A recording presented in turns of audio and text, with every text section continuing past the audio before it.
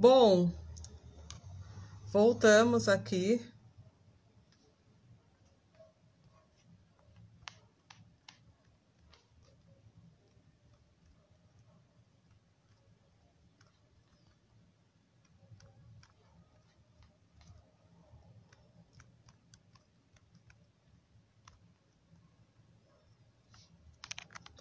Pronto.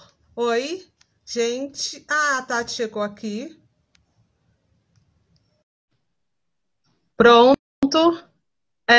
Gente, boa tarde. A gente recomeçou aqui o vídeo. A gente teve um problema aqui com o áudio. Então, essa estranho. Melhorou.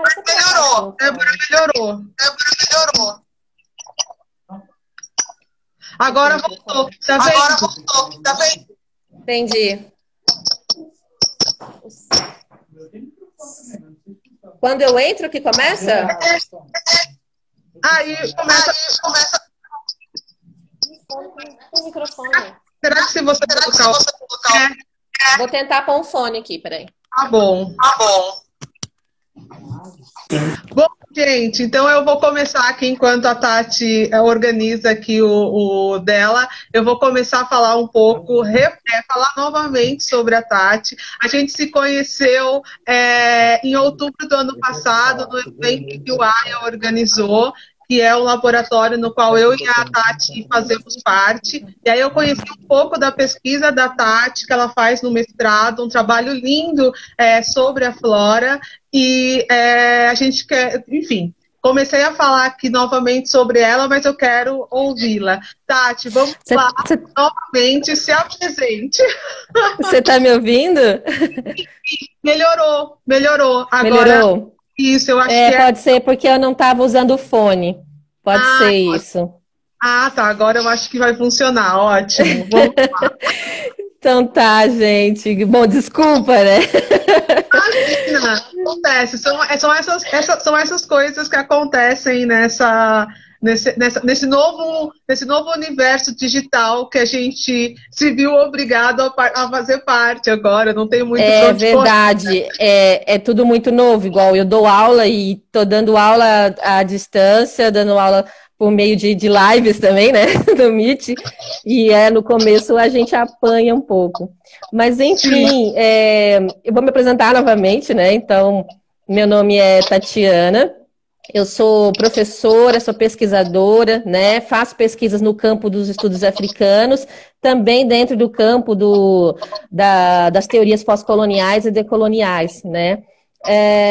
A minha formação, eu sou formada em História, né, na Unesp, em São Paulo, mas como a gente estava comentando antes, a minha formação foi em 2002, né, que eu concluí. Foi bem antes de da lei, né, de todas essas discussões, da obrigatoriedade de se falar sobre história da África e da cultura dos africanos e afrodescendentes no Brasil, né. É a partir de 2003 que vai começar a ter essa pesquisas, discussões, formações nesse sentido. Mas agora você pensa, né? Um professor em sala de aula o tempo todo, 40 horas, como que você consegue ter uma formação dessa, tendo acesso a um material didático que ainda era concebido dentro de uma perspectiva eurocêntrica, né? Que ignorava as múltiplas, as grandes diferenças da cultura brasileira.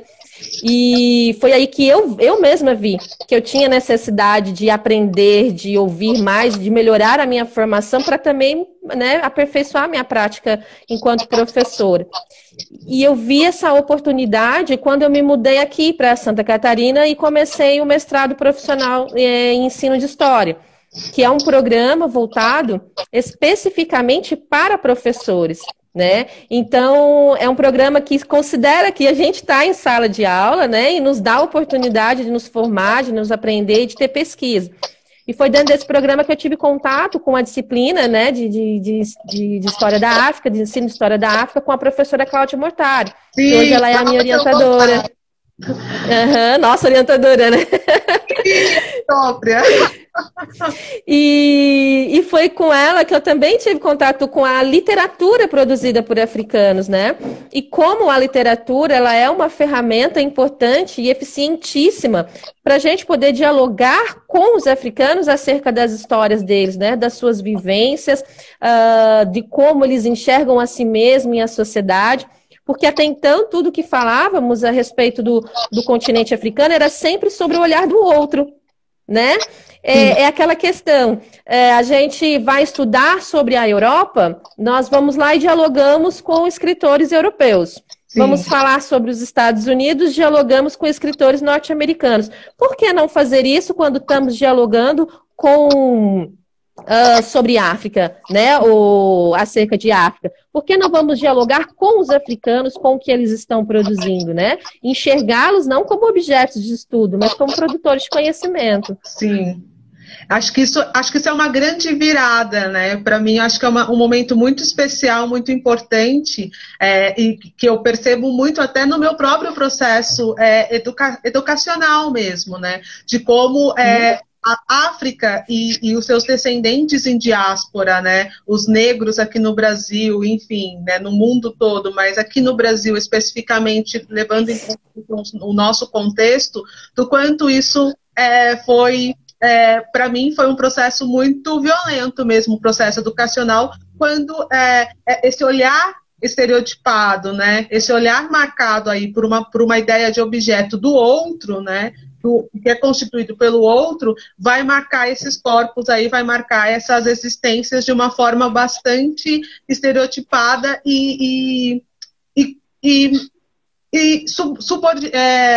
subalterna. Exatamente. Como um objeto, né? Eu me lembro que é isso, assim, o que eu via sobre pessoas negras, sobre África não via absolutamente nada. A única coisa que eu via sobre África é que era de lá que os escravos, né? Não eram, né? Esses escravos, mercadorias, né? Tinham vindo, né? Então não tinha. Aliás, os momentos em que você pega ali, isso ainda uma coisa muito presente em vários livros didáticos, o momento em que você pega para ver ou ler alguma coisa sobre África é só em 2 momentos, né? Quando fala de escravidão e quando fala do neocolonialismo, né? Dos processos imperialistas. É como Exatamente. Se o continente desaparecesse em todos os outros momentos da história. Sim, não tem história antes, não tem história depois, não há história, Isso. né? Não há sujeitos lá produzindo conhecimento, enfim, fazendo coisas. E aí eu queria que você falasse um pouco sobre como surgiu a ideia de trabalhar com a Flora, e aí contasse pra gente um pouco sobre a Flora também, antes de a gente entrar efetivamente no livro, e enfim, que eu acabei tendo contato exatamente por causa do seu trabalho. E são os privilégios que se tem em ser revisora de texto. E aí eu queria que eu adoro isso, essa é a parte boa. E aí eu queria que você falasse um pouco como você chegou até esse tema e como é que foi olhar para a Flora e conhecer um pouco sobre essa mulher, enfim. Tem tanta coisa interessante, né? Eu não conhecia quase nada de literatura africana, tá? Isso a maior parte das pessoas, né, tem isso. O meu primeiro contato foi justamente no mestrado, né? Quando a professora Cláudia deu o livro O Mundo se Despedaça, do Chinua Achebe, para a gente ler, né? E usá-lo como uma forma de entender o contexto da Nigéria no início do século, antes da colonização. Aí fui estudando esse livro que eu me interessei e fui pesquisar, porque uma coisa que incomodou a gente quando lê o livro do Achebe é a questão do retrato das mulheres no livro, né? E aí eu fui pesquisar, poxa, mas teve que ter mulheres, né? Eu ouvia falar da Chimamanda, mas eu não tinha ideia de que ela era uma escritora da Nigéria, né? Aí eu conheci, falei, poxa, tem a Chimamanda, que é uma mulher Ibo, ela tá também, né, dentro do mesmo contexto social que o Achebe. E foi nessa pesquisa para conhecer quem eram as mulheres que produziam trabalhos, que faziam literatura em África, que eu conheci a Flora. A Flora Nawapa, ela foi a primeira mulher, né, a escrever um livro, né, que foi traduzido para a língua inglesa, ou seja, ela foi a primeira a ficar conhecida internacionalmente. Então, a editora Heinemann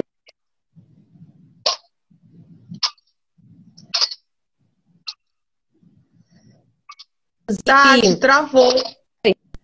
Oi? Travou um pouquinho. Volta na parte da editora. Tá? Deu uma travada. A editora Heinemann, na Inglaterra, né, com sede em Londres, ela tinha feito uma coleção de escritores africanos. Inclusive, o editor dessa coleção era o próprio Chinua Achebe. E ela já tinha publicado mais de 20 obras nessa coleção. E a primeira mulher a ser publicada foi a Flora. Então, eu considero uma autora que ela é essencial, o protagonismo dela, ela vem em 3 sentidos. O primeiro nesse, né, dela abrir caminho para várias outras gerações de escritoras africanas, ali nigerianas em especial, né? O segundo, o fato dela ter uma escrita, né, uma narrativa que tentou evidenciar o protagonismo das mulheres, né? Porque ela mesma falava nas entrevistas que mesmo na escrita dos seus colegas africanos, as mulheres apareciam de forma subalternizadas e de forma estereotipadas. Ou como mulheres completamente submissas, sem voz, sem participação, ou então como mulheres fatais, né, sedutoras, que atrapalhavam ou tiravam do caminho os homens, né? Então ela tinha uma crítica muito forte aos estereótipos em relação às mulheres.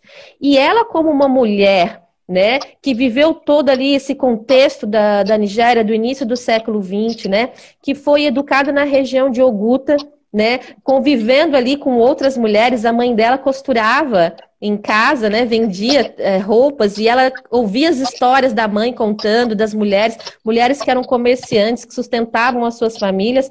Ou seja, longe de ser esse perfil de mulheres submissas né, que não faz nada, que não tem controle sobre sua vida. Então ela falou, ela resolveu transformar a sua literatura como uma forma de contar as histórias que ela ouvia, né? De retratar uma realidade que ela conhecia.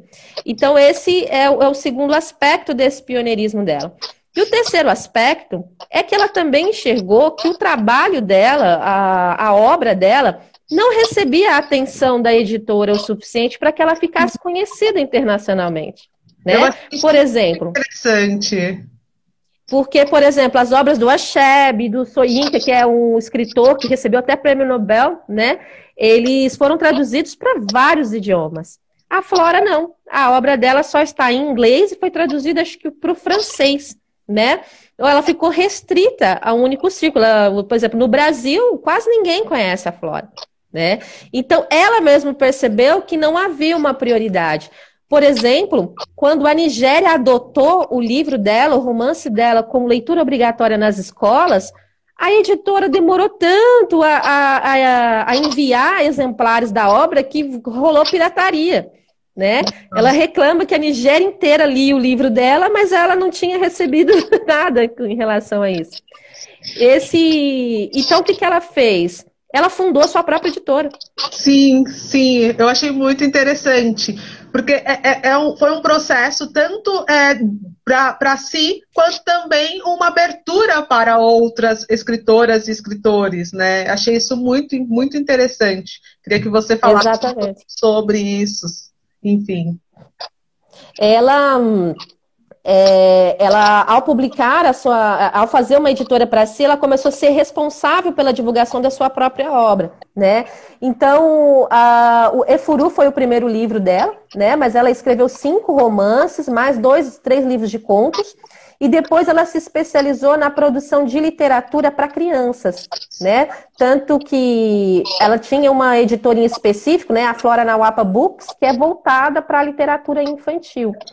Isso a gente está falando da vida dela enquanto escritora, né? Mas ela teve uma participação fundamental na reconstrução da Nigéria após a Guerra Civil. Ela ocupou cargos no ministério. Ela, por exemplo, foi essencial na ajuda às crianças órfãs, né? Crianças que haviam perdido seus pais durante a guerra. Um cineasta nigeriano, Onyeka Nwoyele, ele fez um documentário sobre a Flora.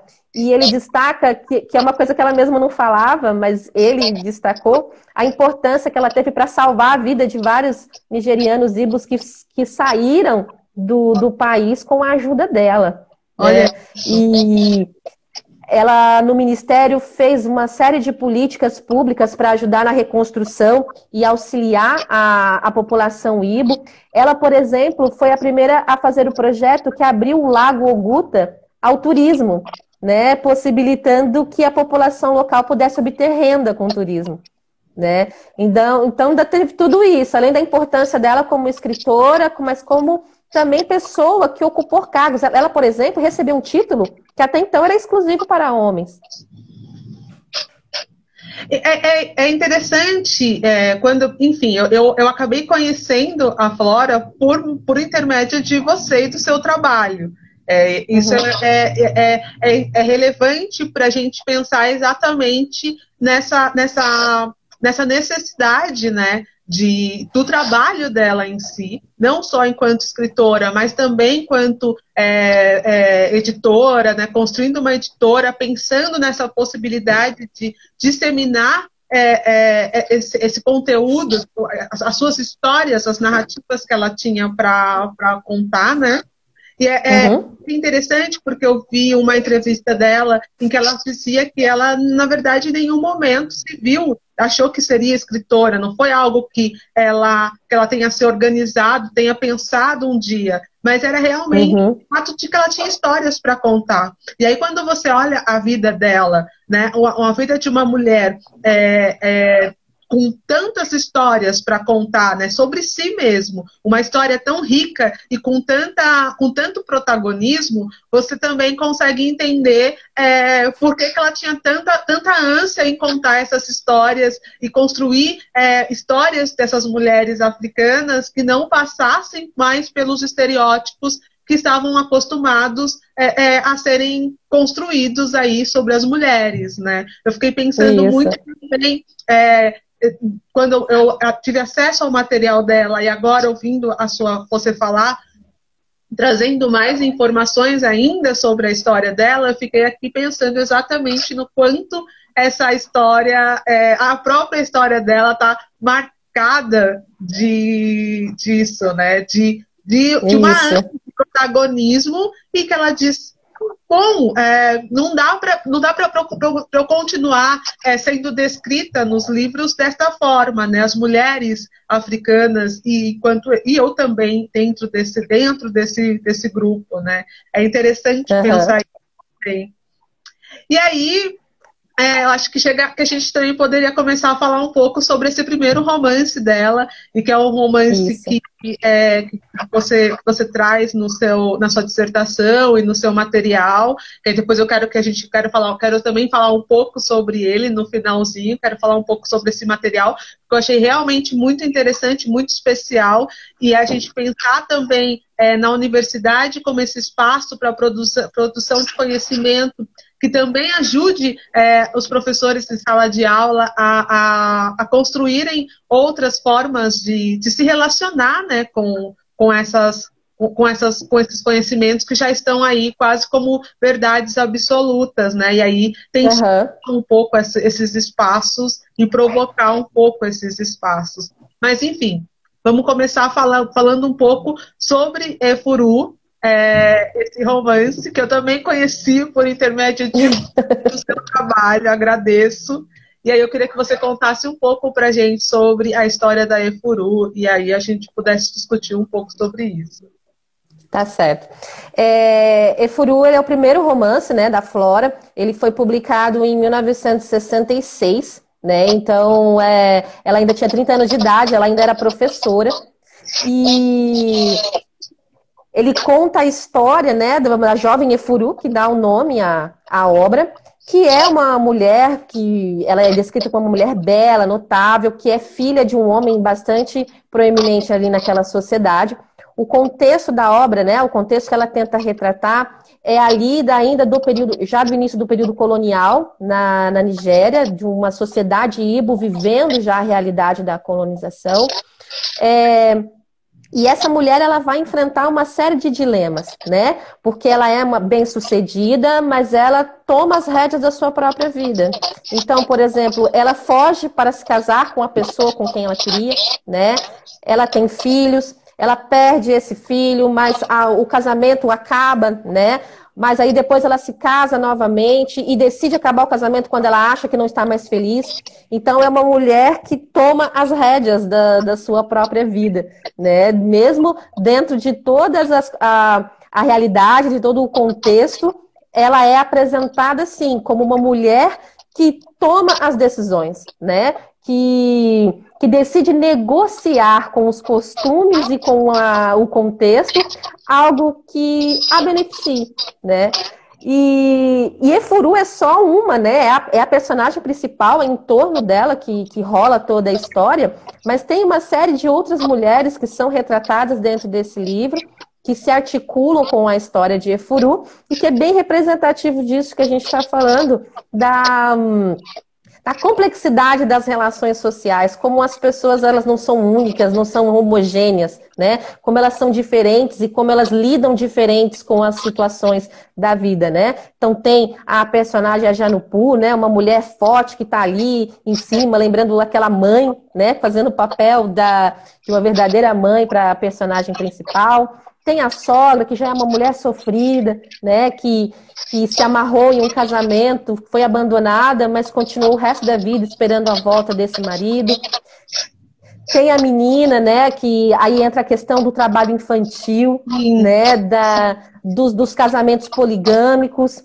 Então, tudo isso acaba sendo abordado dentro da obra, mas dentro de uma perspectiva feminina, por meio dos diálogos dessas mulheres, né, do que elas sentiam, do que elas falavam, da descrição da realidade, porque a Flora, ela tem uma característica muito legal na escrita dela, é tentar fazer o leitor sentir a história como se fosse uma história contada. Ela tenta transmitir para a escrita aquela sensação da história oral, muito característica de sociedades, né? Como as sociedades africanas, como a sociedade Ibo, né? O uso da fala proverbial, né? O de contar uma história nos detalhes, de descrever os ritos e os costumes da sociedade Ibo. É um livro assim bem gostoso de ler. Então, todos esses detalhes que aparecem na fala, na escrita dela, né, que é quase que uma fala, ela vai construindo, articulando a história dessas personagens, né, inclusive com a própria cosmogonia Ibo, onde a deusa, né, a deusa da qual Efuru é a grande adoradora, é quase que uma personagem, porque ela tem sentimentos, ela tem uma história e ela se articula com a história da personagem principal.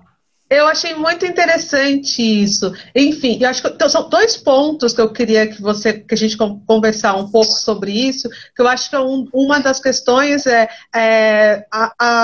acho que é um pouco uma das coisas que me tocou muito na Efuru, quando eu conheci a história dela e tudo mais, foi dessa mulher que vai fazer exatamente isso, ela vai tensionar o tempo todo, né? Então, ela se torna uma mulher bem-sucedida, ela tem um negócio bem-sucedido, né? Financeiramente rentável, financeiramente bem-sucedido. Então, ela é uma mulher que se sustenta, né? Ela é uma mulher que que tem o primeiro casamento e que ela ela decide com quem ela quer se casar e arca com as consequências desse casamento, né? E aí esse casamento acaba não sendo bem sucedido, ela acaba perdendo o filho, acaba perdendo, o marido vai embora, e aí ela decide, ela vai decidindo novamente, ela decide novamente finalizar esse casamento, ela encontra uma segunda pessoa, tenta um segundo casamento, enfim, todo esse processo. E aí tem uma coisa acho que algumas coisas que eu queria muito conversar com você, é sobre também essa dificuldade das relações afetivas da Efuru, né? Pensando na dificuldade que às vezes mulheres com esses aspectos, né, que tomam as rédeas da sua vida para vivê-las e assumem essa postura, como às vezes a própria estrutura dificulta essas relações afetivas. Eu não sei, eu queria que talvez você tivesse alguma coisa para dizer. Eu fiquei pensando muito nisso. E a segunda coisa que eu pensei foi na relação com a maternidade, né? Isso. Porque a força da maternidade para aquela sociedade Ibo, que é uma das coisas que fica muito evidente, né? O quanto é importante a maternidade e o fato de ela não conseguir viver essa maternidade, né? E como é que isso vai, como é que ela vai se relacionar com isso, com essa não maternidade, né? Com essa falta, essa ausência da maternidade dentro de uma sociedade na qual a maternidade para a mulher é algo muito, enfim, quase imprescindível, né? Uhum. Então, em primeiro lugar, né, da sua primeira pergunta, a Efuru, ela sofre as consequências de ser uma mulher que não se faz exatamente aquilo que se espera dela. Né? É como se já existissem determinados papéis sociais pré-definidos, e isso a gente pode até fazer um contraponto com outras sociedades, né, dentro do mesmo recorte histórico, onde sempre haverá uma resistência àquelas mulheres que decidem não corresponder às expectativas que são colocadas do papel para elas, né? Então, no caso da Efuru, né, dessa personagem, ela é um exemplo disso. Ela escolheu o comércio, por exemplo, ela escolheu o seu casamento, né? Ela disse para o marido: eu não tenho talento para a agricultura, eu quero ser uma comerciante. Ela foi para o comércio. Ela escolheu assumir o afastamento da família quando ela fez essa escolha de casamento. Ela correu atrás para poder buscar o dote para que o pai reconhecesse o casamento. Então, o tempo todo essa ida e vinda, porque ao mesmo tempo em que ela não cumpre este papel, ela negocia o papel dela dentro dessa sociedade, o que faz com que ela seja constantemente, ao longo do livro, ela é constantemente tratada como uma mulher que é sempre respeitada, né? Sempre aparece alguém, ou ligado a ela, ou falando sobre ela, que diz: não, ela é uma mulher respeitável, ela é adorável, eles sempre confiam nela. Né? Sim. Porque por mais que ela não espere, né, que ela não cumpra o papel que lhe é esperado, ela negocia esse papel dentro da sociedade, né? Tanto que, aí entrando já na questão da maternidade, a gente precisa... Sim, é impressionante, porque é um protagonismo muito forte, né?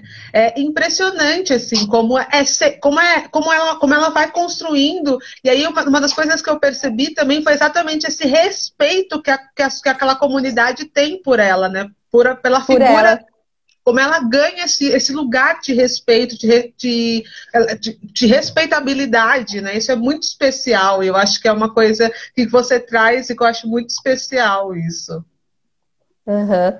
E com relação à questão da maternidade, porque essa talvez seja um dos grandes dilemas da Efuru, né? Em que ela não consegue dar a resposta para o seu papel dentro desse contexto, né? A sociedade Ibo é uma sociedade baseada em laços de linhagem patrilinear, né? Então, ou seja, que é a hereditariedade masculina, né, que vai estabelecer esses laços que são construídos por meio da maternidade, mas também por meio do casamento.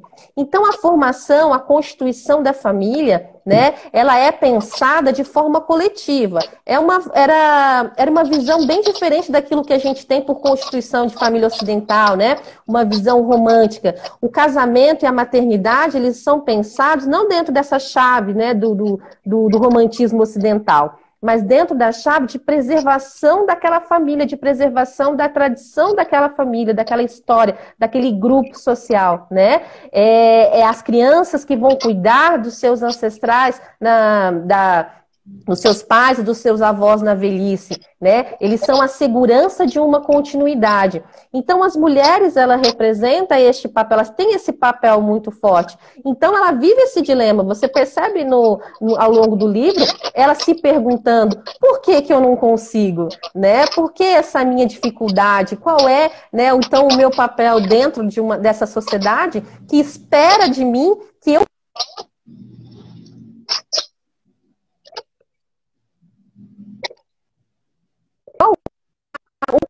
que a Flora dá, né? Ao ela colocar que o exercício do cuidar, o exercício da maternidade, ele pode ser dado de outras formas. Efuru se tornou uma mulher que ela foi aquela que não teve filhos, né, biologicamente, mas ela vai servir. Tati, Tati, travou um pouco. Travou um pouco. E eu queria que você voltasse, Tati.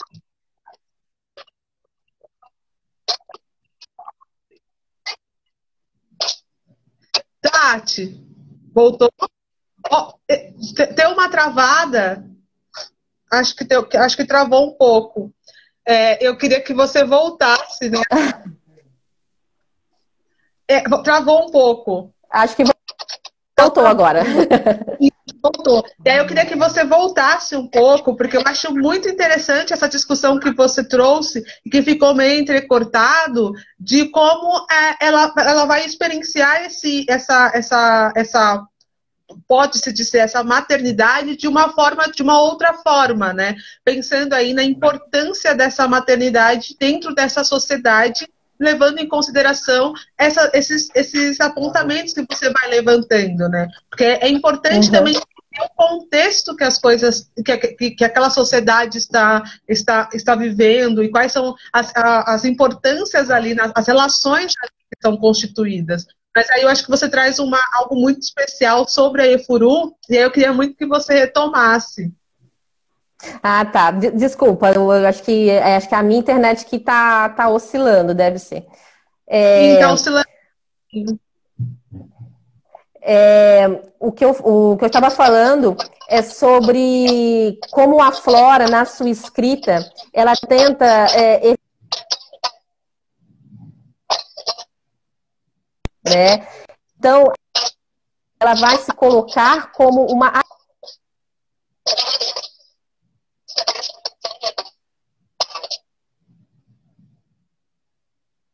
Acho que travou.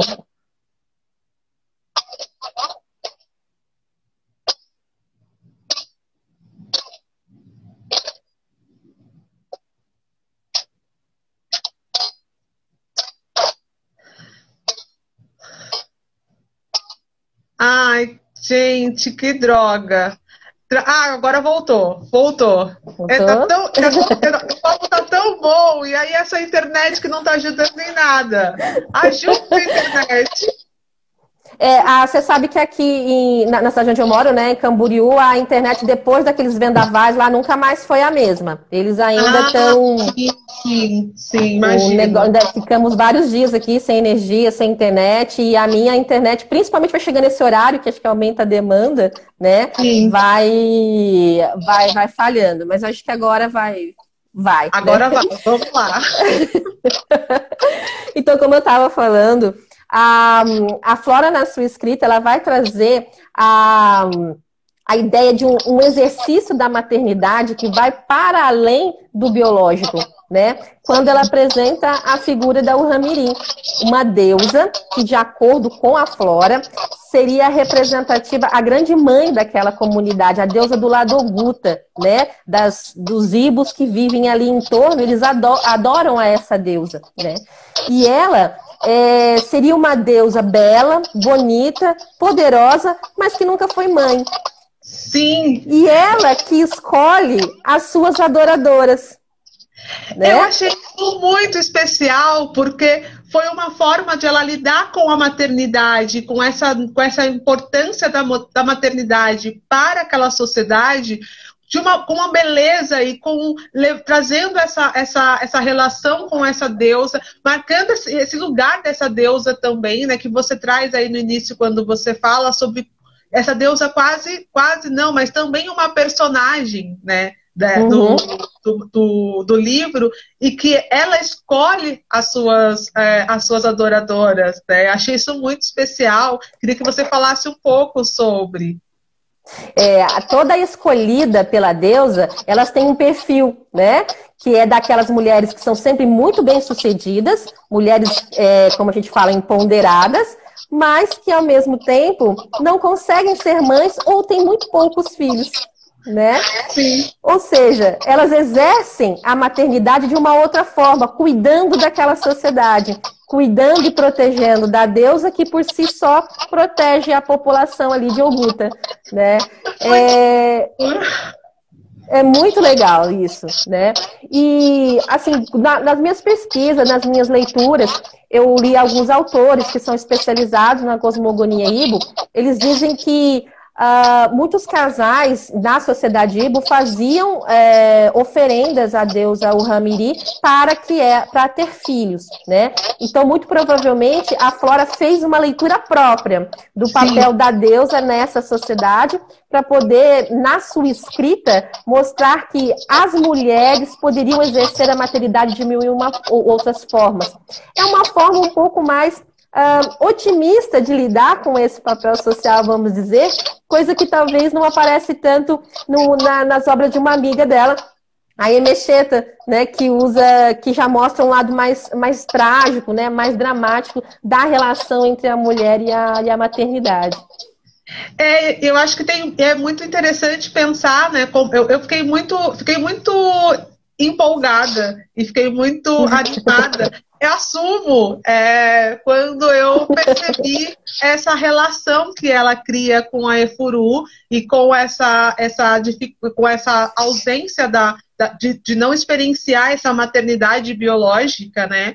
Mas que ela vai conseguir fazer isso de outras formas. E aí essa relação com essa deusa, que é uma deusa que vai escolher as suas adoradoras, né? Essas mulheres que vão adorá-la, e essas mulheres que não terão filhos ou que terão poucos filhos, né? E aí pensar, e aí quando você me traz, eu achei muito interessante essa discussão que você traz, que é muito especial, de pensar essa releitura, né, da própria maternidade para as mulheres, e de pensar como as mulheres, com o seu protagonismo, com as suas histórias e com as inúmeras formas que elas experienciam a vida, também podem experienciar a maternidade, né? A maternidade não precisa vir dentro desse escopo que a gente está acostumado a pensar. E aí eu fico analisando muito como essa discussão, essa discussão micro, né? Quando a gente olha para essa sociedade, para as relações, para esse romance que vai se construir aí a partir dessa sociedade Ibo,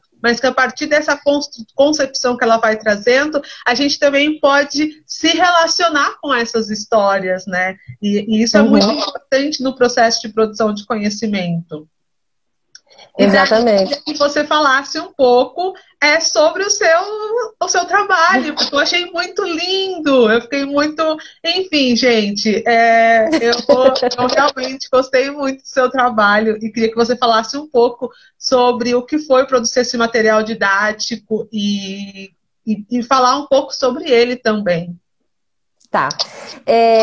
A ideia é que esse trabalho, que essa obra da Flora, ele possibilite a gente fazer um estudo, um ensino de história de África em sala de aula que dialogue com a literatura africana, né? Com algo que foi produzida por uma mulher africana, né? Possibilitando esse olhar diferenciado, né? Para quebrar esse estereótipo das pessoas enxergarem a África como algo homogêneo, entender as suas complexidades, ao mesmo tempo em que analisa também o impacto da colonização, né, nessa sociedade, mas também o protagonismo desses indivíduos diante da realidade, né? Então, Desculpa te interromper, mas eu vou ter de fazer isso, porque é muito interessante, porque ela faz isso de duas formas, né, muito especiais. Porque ao mesmo tempo que ela faz isso, marcando aí esses sujeitos, os sujeitos africanos, né, dando a essas pessoas, né, construindo histórias sobre eles, enfim, marcando a importância disso e como é que isso vai ser importante para o seu trabalho e para os trabalhos dos estudos africanos, enfim, todas essas discussões que a gente vai fazer. E aí, a partir disso, também pensar essa mulher, né? Porque aí a gente pensa no quanto essas estruturas, né, a partir da colonialidade, né, o quanto o machismo também, pensando aí o machismo, não falando exatamente sobre a sociedade Ibo, porque aí são outras discussões que a gente pode fazer, mas pensando mesmo no processo de colonialidade e como é que essas mulheres africanas serão lidas nesse processo de colonialidade, né? E aí Exatamente. ela vai resgatar isso também. Isso. E o meu material didático, principalmente levando em conta que a obra da Flora não está em língua portuguesa, né? Então eu fiz a leitura, fiz a tradução, mas eu não fiz a tradução da obra em si. Eu escolhi as personagens principais que aparecem e montei pequenas narrativas. Então, eu conto um pouco das histórias dessas personagens, como elas aparecem na obra da Flora, né? A partir dessas histórias, eu selecionei temas que podem ser discutidos, trabalhados em sala de aula a partir dessas leituras, como, por exemplo, a questão do colonialismo, né, dos laços de linhagem, né, desse papel da mulher dentro da sociedade, questões de trabalho, educação, relações sociais, né, a própria cosmogonia Ibo. E aí o livro, além de trazer essas narrativas, ele traz textos didáticos, explicando cada um desses temas, né? No final, eu trago trechos da literatura traduzidos, que o professor pode usar em sala de aula, esses trechos também divididos por temas, e aí o professor pode escolher como ele vai trabalhar. Se ele vai usar essas histórias, se ele vai trabalhar primeiro com os textos didáticos, se ele vai entregar os trechos das obras. É o ensinar, né? É uma prática pedagógica de produção de conhecimento histórico, tendo acesso às fontes. Né? Onde o estudante ele vai poder entender um determinado contexto, né? No caso aqui, a Nigéria colonial, e dialogando com uma fonte que foi produzida, pensada para aquela época, né? Então, como autora, como a Flora Nawapa, uma mulher nigeriana, Ibo, conta a história daquela sociedade naquele contexto, né? É assim que a gente produz conhecimento histórico. Sim, é assim que a gente produz conhecimento histórico. Exatamente. Eu acho que achei muito bacana essa proposta que você traz no seu material didático, de oferecer também uma bússola, né? E não é um caminho pronto que você traz, mas é uma bússola. Porque aí você diz, bom, se vocês não têm, se a gente tinha dificuldades para produzir, para discutir, né, África e discutir as pessoas africanas, né, de forma que não fosse estereotipada, que não fosse a partir dessa noção feita pelo outro, né, como um objeto, e agora, mas se vocês acham que vocês não tinham essa possibilidade, agora tem. Olha aqui, tem a possibilidade, vocês podem aproveitar a própria literatura, né, de mulheres africanas, da Flora, para produzir conhecimento sobre ela. Então, olha, aqui eu ainda vou fazer o seguinte, eu sou muito legal, e eu vou dizer para vocês quais são os caminhos também que vocês podem fazer. Não que vocês tenham de fazê-los, mas eles são uma bússola mesmo para vocês poderem usar a literatura. Então, é muito interessante porque essa bússola ela pode ser utilizada tanto para a Flora, quanto para a literatura, né, da Flora, da Ifuru, quanto também podem ser usadas também para outras literaturas, caso não exatamente da mesma forma, com os mesmos apontamentos que você vai levantar, mas também pode ser utilizado, né? Então isso é muito interessante também, pensar nessa produção de conhecimento dentro dessa chave, né? De pensar a universidade também como esse caminho importante. Queria que você também falasse um pouco sobre isso, porque você também é professora, está em sala de aula, sabe o quanto é importante para um professor ter acesso a um material desses, né? Eu acho que talvez esse seja um dos pontos mais legais do Prof. História, né? Tanto que eu falo, eu vou defendê-lo até o último momento, porque é um programa que tem esse perfil de fazer esse elo, esse link entre o professor que está em sala de aula e a pesquisa que é produzida dentro da universidade. Ele considera o professor como produtor de conhecimento, né? Porque até então, o que acontecia? A gente vive numa realidade em que o professor em sala de aula ele tem que dar conta de várias turmas, de uma carga horária puxada, né? Geralmente os programas de mestrado e de doutorado acadêmico, eles têm uma carga horária e os horários mesmo de aulas quase que inviabilizam que professores tenham acesso, que professores participem, né? Então a gente acaba ficando um pouco distante.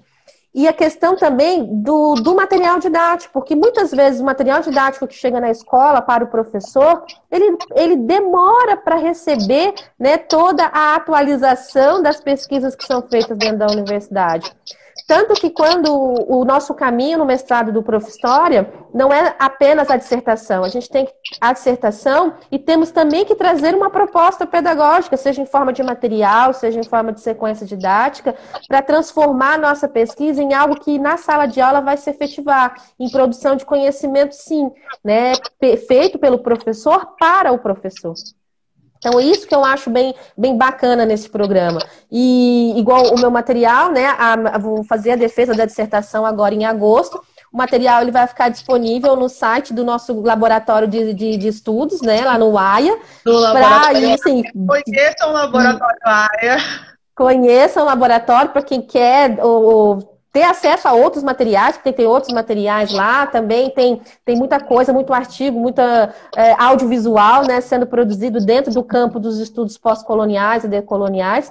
E aí meu material vai ficar disponível lá, né, para que a pessoa, e-book, né, para democratizar o acesso, para que as pessoas possam pegar esse material, levar para a sala de aula e usar da forma que for mais adequada para a sua turma, né, pensando que uma das coisas de não deixar o livro com fórmulas prontas, né, trazer o material, mas deixar esse campo aberto, é para que ele possa ser adaptado, né, para uma criança do ensino fundamental dos anos finais ou para um adolescente do ensino médio. Então, abrir a possibilidade para que vários professores utilizem. E o mais legal, não só o professor de história, né, pode vir o professor de inglês, professor de literatura, várias áreas. Sim. Sim, eu pensei nessa possibilidade também. Acho que tem esse caminho também, essas possibilidades mesmo de isso ser utilizado, inclusive interdisciplinar, de você poder fazer um projeto entre o professor de história, geografia, língua portuguesa, enfim, né, trabalhar isso de uma forma um pouco até mais ampla, né, porque tem vários aspectos ali que podem ser trabalhados e alguns aspectos que você levanta no seu material didático. Tati, eu vou só acender a luz aqui, porque tá ficando escuro, acabando a luz natural, e aí eu já volto aqui, só um minuto.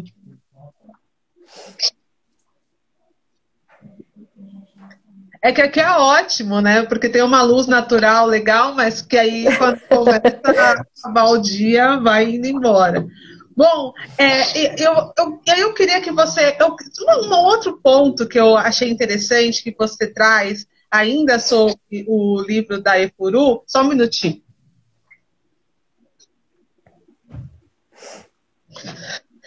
É o fato que essa questão também, que é muito interessante, o fato de ela trazer outras mulheres, né? E tem várias mulheres. E aí é muito interessante pensar também no quanto ela trabalha nesse aspecto de complexificar mesmo, que você fala no início, né? E aí que está muito mal pautado isso no seu material didático, né? Você vai levando essas mulheres e traz essas mulheres, apresenta a Efuru, e aí a partir da Efuru você apresenta essas outras mulheres que vão de uma forma ou de outra dialogar com a história da Efuru. E para falar também sobre esse protagonismo feminino que pauta toda esse romance da Flora, né?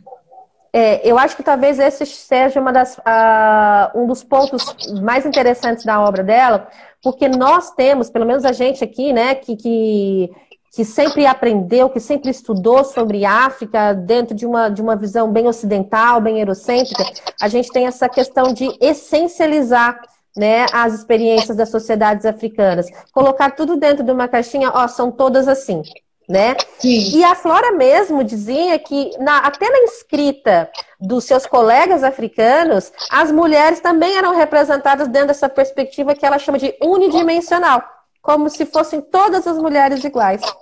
Então ela vai construir, pelo menos nessa obra em Efuru, aparecem vários personagens, mas eu selecionei algumas em que eu vi que ela conseguiu desenvolver, em que ela trouxe uma história mais trabalhada, trouxe detalhes, e que são completamente diferentes entre si.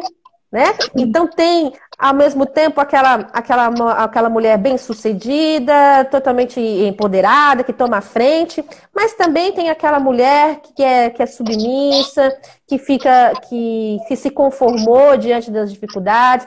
Tem a mulher que passa por dificuldades no casamento, dificuldades financeiras, né? E que sofre de perto os impactos da pobreza, né, das dificuldades em si da vida. Tem a menina, né, fruto de uma educação que foi levada para o trabalho infantil, né, e educada para ser uma mãe, para ser uma esposa. Então tem pessoas, né? Então tem personagens retratadas ali em diferentes formas, né? De diferentes aspectos, de diferentes características, mostrando que não tem como você ter uma visão essencializada a respeito de uma sociedade. Elas se dão a partir das relações, mas se dão dentro de uma complexidade que lhes é própria, né? No caso das mulheres, principalmente, mas dentro disso que você falou, como protagonistas acima de tudo, né? Sim. Sim, sim. Eu fiquei muito empolgada e muito feliz, sabe, assim, de olhar e até, inclusive isso, assim, né, de você poder ver essas mulheres, porque assim, a gente pode pensar também até a própria literatura, não só a literatura africana, mas a literatura como um todo, né? Como é que as mulheres, de uma forma ou de outra, né, dentro dessa concepção que se dá aí sobre essa ideia de mulher, né? E é sempre marcada por uma ideia de mulher muito dual, ou uma coisa ou outra, né? Ou outra. Não há complexidade em ser mulher, né? É como se ou a mulher é isto ou ela é aquilo, ou ela é esta mulher, né, que é esta submissa para construir esse lugar, esse papel, ou ela é esta insubordinada que aí pode ser lida como louca, como bruxa, como inúmeras coisas, né? Mas sempre dentro de um aspecto disto ou aquilo. E aí é muito legal, muito interessante, muito legal quando a Flora apresenta primeiro que a Efuru não cabe numa coisa nem outra. Não, A personagem principal dela já é muito complexa. E aí ela vai ainda e complexifica ainda mais quando ela vai trazendo essas outras mulheres para dialogar com a Efuru, né? Não, e é muito legal que essas personagens, elas aparecem uma hora fazendo a coisa, você fala assim, nossa, ela é a mocinha. De repente ela toma uma atitude completamente contraditória, você fala assim, não, mas peraí, ela tá virando a vilã, não é bem assim. No final você vai dizer qual... A gente está acostumado com essa visão binária dos personagens, quem é o bonzinho, o vilão, você não consegue encaixar as pessoas ali, porque a Efuru é essa mulher forte, essa mulher decidida, mas ao mesmo tempo ela castigava, ela açoitava a menina que trabalhava para ela. Sim. Né? Então, tem uma lá que também foi particularmente cruel com uma outra personagem, né? Mas ao mesmo tempo ela se comportava como uma verdadeira mãe, ela abraçava a Efuru e tal. Então você fica assim, oi? Nós não somos assim, não somos seres humanos. É esse que é o lance legal de você trabalhar com a literatura. De mostrar que as pessoas, elas não são preto ou branco, né? Não é sempre pontos totalmente opostos. São essas nuances que está dentro da personalidade que aparecem nessas obras. Por isso que é muito legal você usar a literatura como fonte de conhecimento, como fonte de produção de conhecimento. Porque ela consegue fazer com que você dialogue com o autor, né? É claro que é uma visão, que é uma narrativa, mas o que não é narrativa, né? É uma narrativa da autora sobre um período, sobre um contexto, mas que ao trazer essas complexidades, essas diferentes nuances por meio da escrita dela, a gente já quebra esse estereótipo de pensar a África a partir de um único olhar, de uma caixinha fechada. Vamos lembrar que aquilo ali é um continente imenso, com diferentes sociedades, com diferentes experiências, né? E que não se justifica uma visão apenas unilateral, né? E isso, você poder trazer isso para dentro da educação é bem legal. Sim, sim, porque é muito especial, porque você faz isso de diversas formas, né? Você produz aí, você traz a possibilidade de produzir conhecimento de diversas formas, tanto sobre os povos africanos, tanto quanto em relação às mulheres africanas, em relação às mulheres, em relação à literatura, em relação à complexidade do ser humano, né? Que o ser humano não é. Eu brinco muito quando eu dava aula para molecada, e aí eu até brinco com eles que eu dizia que eu ia precisar rever essa relação, né? Que eu brincava e dizia, o mundo não é dividido entre Paulina e Paolas, entre Rutinhas e Raquéis, né? Não é, no mundo não é assim, né? Não é ou é boa ou é má. E aí e agora, né, dadas eu preciso atualizar isso, porque acho que agora não faz mais muito sentido para eles, né? É verdade. Eu preciso atualizar essa concepção, mas é de pensar mesmo esse mundo não dual, né? Não branco e preto como você traz, né? Não isto ou aquilo. O mundo é muito mais complexo e a humanidade, né? O ser humano, ele é marcado por essa complexidade. E eu acho que é muito especial essa noção, porque a partir de uma literatura construída por uma mulher africana, Ibo, num determinado contexto histórico-social, essa literatura vai poder falar sobre tudo isso. Exatamente. E outra coisa que eu acho bem legal é que, pensando, né, no uso desse material em sala de aula, é uma forma bastante interessante também para que o professor consiga analisar os impactos do colonialismo nessas sociedades, né? O quanto ele foi extremamente castrador, não só da economia, mas vai alterar uma estrutura que já existia, né? Inclusive, isso é uma das coisas que vai ficar bem evidenciada na literatura, a questão do próprio papel da mulher, né, como ele vai sofrer um impacto dentro dessa sociedade, porque aí vai vir aquela visão patriarcalista que vai reduzir as mulheres a impedir que elas tenham acesso a determinados cargos, né, reduzindo ou deixando especificamente para os homens cargos de liderança, fazendo com que as mulheres precisem constantemente negociar o seu papel dentro dessa sociedade, né? Como a própria Flora fez. Eu acho que isso talvez fique evidenciado na escrita dela, porque é uma experiência em que ela viveu, né? Quantas batalhas ela teve que travar dentro dessa sociedade colonizada, né? Para poder mostrar o seu trabalho, mostrar o seu papel e conquistar cargos, conquistar posições que até então a política colonial estava reservando somente para os homens, né? A questão de como isso abalou a economia, então isso vem na história de uma personagem das dificuldades financeiras que ela passava, delas tendo, por exemplo, que fabricar a bebida que elas estavam acostumadas a tomar, fabricar escondido, porque a política colonial impedia que eles continuassem uma produção manufatureira, obrigando eles a sempre comprar produtos vindos da Inglaterra, e como elas faziam isso escondido, meio que, né, disfarçando aí da polícia. Então é o tempo todo elas tentando articular esse lugar para lidar com a realidade colonial que já estava sendo imposta. Então, isso é um exercício bastante legal para trabalhar em sala de aula quando você estuda sobre o colonialismo. Porque vem no livro didático lá em meia dúzia de linhas, e as pessoas falam, foi assim, foi colonização, tá, mas acabou. Mas foi muito mais profundo do que se pensa, né? E nesse material você pode trabalhar como isso foi profundo na formação, na estrutura dessas sociedades. Tati, você traz isso e eu me lembrei de algo que ficou muito marcado quando eu tive acesso ao seu material, que foi quando você traz, eu não me lembro exatamente qual das personagens, é uma das mulheres que diz, eu não me lembro qual delas, que ela diz que na época os tempos tinham mudado, né? E que depois os brancos, né? Depois que os brancos tinham chegado, na época dela não tinha, por exemplo, ela fala sobre os roubos, né?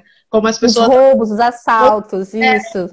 as pessoas tinham temor, né? Elas tinham respeito pelos seus deuses. E aí, quando os europeus chegam e dizem que os deuses deles não são válidos, né? Invalida essa relação com os deuses, ela tira a força daquela sociedade. Isso foi algo Exatamente. que ficou muito marcado quando eu li, e aí quando você traz essa discussão, porque imaginemos isso num processo para discutir a colonialidade.